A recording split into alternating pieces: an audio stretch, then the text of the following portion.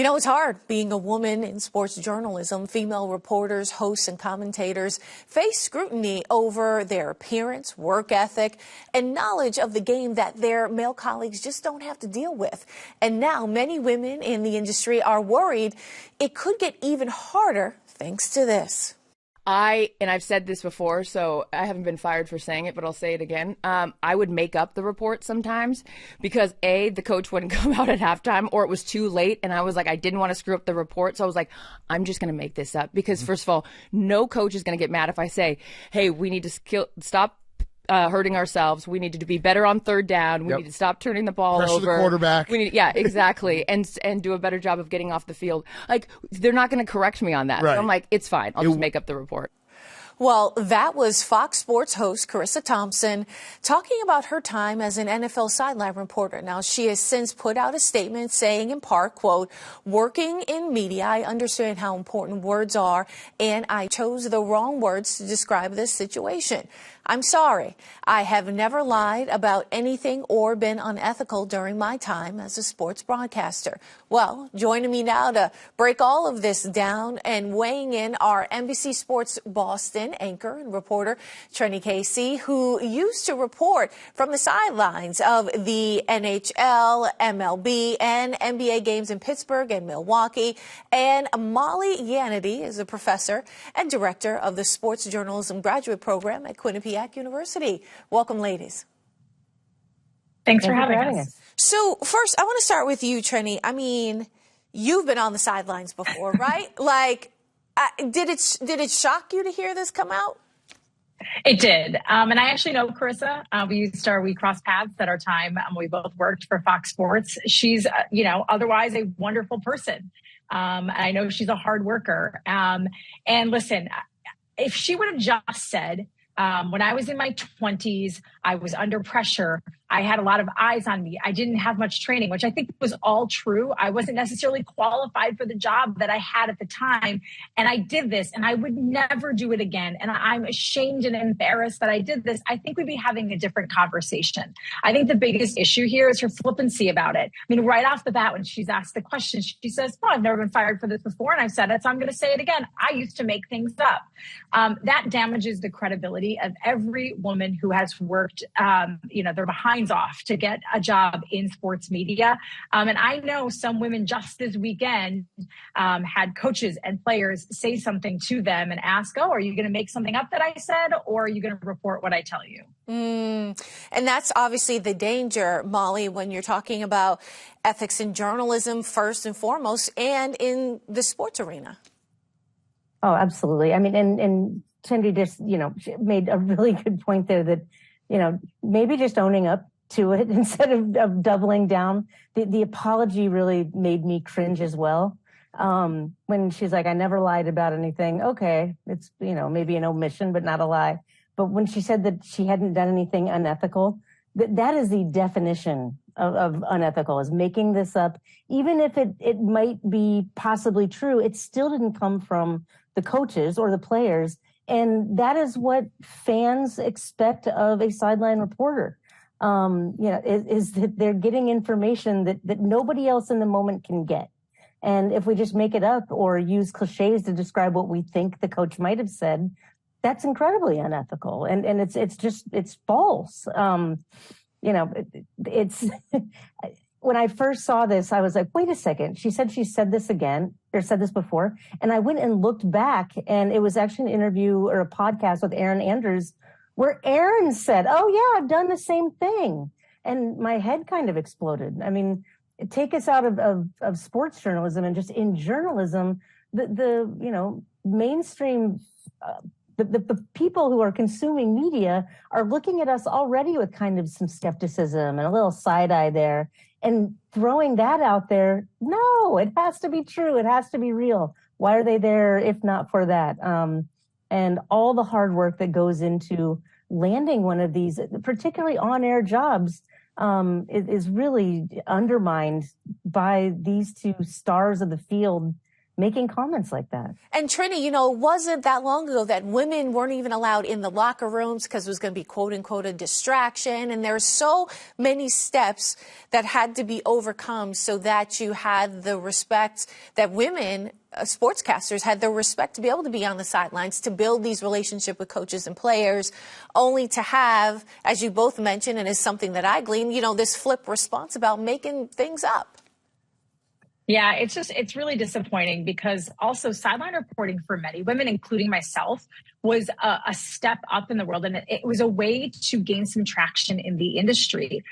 You don't see a lot of women as play-by-play voices. You don't see a lot of women as analysts. And even women like, you turn on the TV on an NFL Sunday, and who do you see hosting the big NFL shows? With the exception of ESPN, it's all men again. And so those are really difficult roles to get into. And Samantha Ponder, who is the host of ESPN's NFL Game Day, she started as a sideline reporter. I started as a sideline reporter. That's the way that a lot of us get our foot in the door, maybe get some national exposure in order to be exposed to bigger and better jobs. And it's just really disappointing. And I can say for a fact, it never even crossed my mind. And there were times guys wouldn't talk to me, players, coaches wouldn't talk to me. It never crossed my mind to make something up. Like that never was even a thought that I would even entertain. And I can speak, I think, on behalf of a lot of sideline reporters. This really hurt them because it really, again, put their credibility into question, because a lot of people, because it's how a lot of women get their start in the industry, they see sideline reporters as just an accessory, not a real necessity of the game. And so this just further diminishes that role. That's sure. We have a tweet from, in reply to ESPN sideline reporter Lisa Salters. I mean, you all have seen all of these tweets in the social media and things like that, who says that she was shocked and disappointed and disgusted by Thompson's comments. Quote, "So if the coaches actively dislike the interviews and the fans are wholly indifferent, WTF are sideline reporters good for? Box checking, that's what. All Thompson did was remind everyone how unnecessary the role is to begin with." And another reply to that same Lisa Salters tweet goes like this. "You were hired as eye candy for men playing sports, nothing more. Nice angle to try and justify your income and job, but literally no one listens to any sideline reporter. That's bathroom break time." So this type of backlash, Molly, is probably expected because there are a lot of people who do not respect female sideline reporters. Or women in sports in general. Women in sports, You're right. And those attitudes right there just show that. Those are really disappointing to see. And of course, any female, particularly those public-facing, see these all the time and have developed really tough skin to deal with it.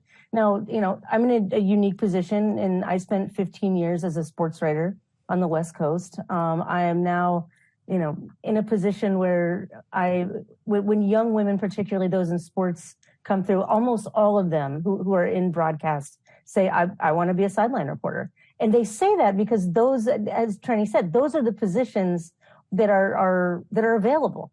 And on one hand, and I don't mean this in any way offensive, and you say that and you're on TV and immediately it's like, but when someone on Twitter blasts off about eye candy or whatever, typically these roles are going to women who have traditional good looks. And when I saw this, when I first saw it, and it was funny, a former student texted me with what was, and I was like, can you believe this?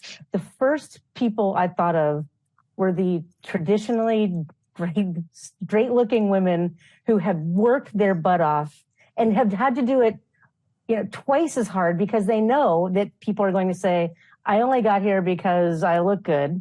And then on the other side of it, I've had to work twice as hard, right? I mean, like there's just a no-win situation for that woman. And this comes out. And the thing is that so many who are making the decisions in sports media it is an entertainment field. We know that. And we could sit and have an argument over, is anything that we're seeing on a Monday Night Football broadcast journalism, or is it just entertainment? We could have that argument. But we expect, as the audience, we expect what we're hearing from these people, whether they're in the booth, on the sideline, to be factual. And Charissa did a disservice to her colleagues and the people that she works with and around and who follow in her footsteps. You know, I think of a young woman who was at Ohio University when I was getting my PhD there, Allie LaForce. And Allie has done, like, she was hustling around with the camera and, you know, and doing interviews and, you know, just working so incredibly hard. And she was also like a Miss Teen Ohio at one point. And all I could think of is this undermines her and people in her role more than anything, because you're already in this situation where no matter what you're doing, you're going to take it from one end or the other, right? You're going to take it from, oh, well, you only got here because you're good looking, or, you know, you don't really know what you're talking about. It's just never enough. And so you see this stuff on social media and I'm like, okay, here's the thing.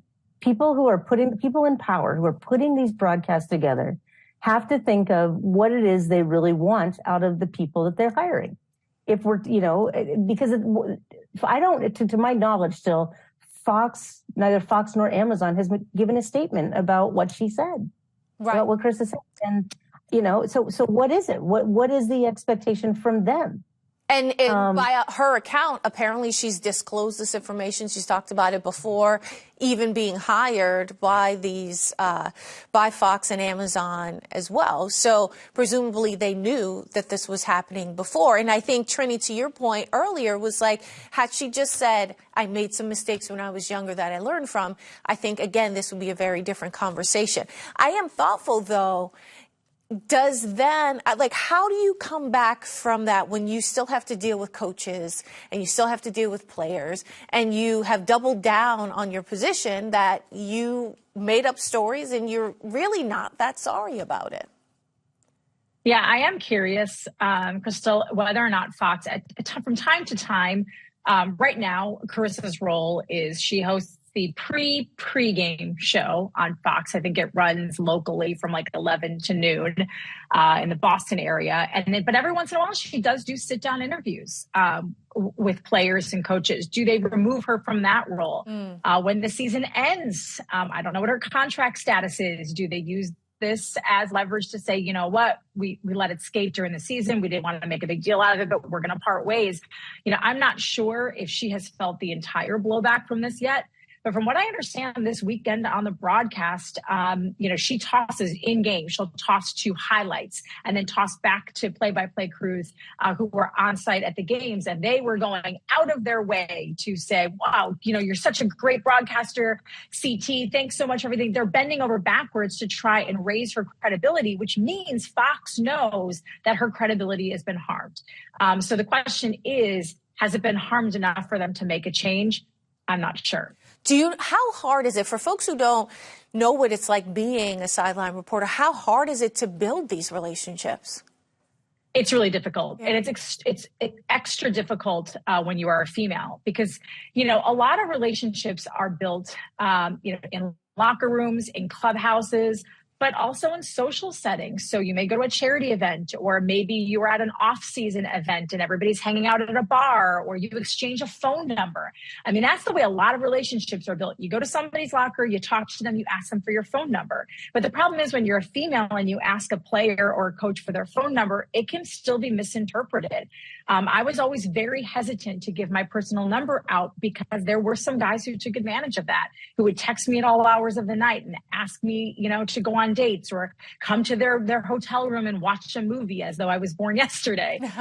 So it's increasingly difficult as a female to forge those bonds that the male reporters, I think, just don't have that stigma attached, that maybe they're looking for something more than just a professional relationship. So you have to really gain their trust, and you have to make sure that they know that you are there to do a job, which means, at least for me, it always meant dressing more conservatively than, you know, maybe I even wanted to, right? Like, you know, trying to look like a nun so that no one would think I was in there for the wrong reason.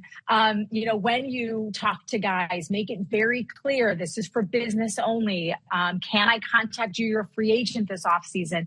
It's really hard. It takes work. You can do it. It's obviously has been done. Mina Kimes comes to mind.